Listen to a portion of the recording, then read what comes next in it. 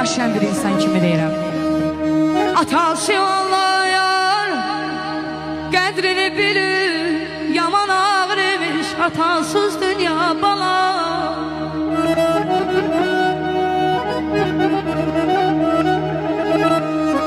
Ona səcdə qılıyam, ona baş əyil, vallahi yaman ağır imiş atasız dünya.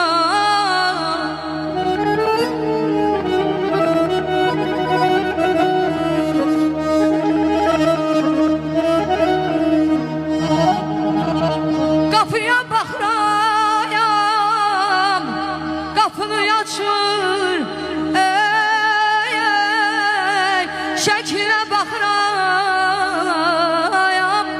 dinmir, danışmır bala, könlümə, ey, ey,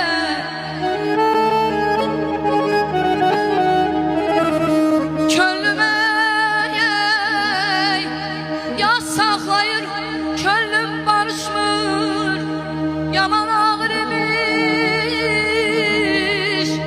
atasız dünya, yaman ağır imiş atasız dünya.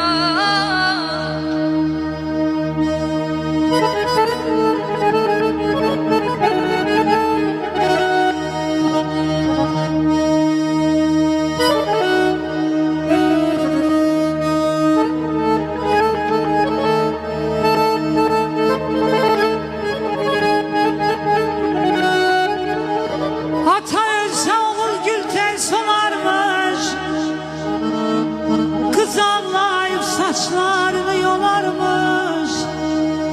Ay Gülka ataya da atan adı olarmış, ellerine torpağına kurban olmaz.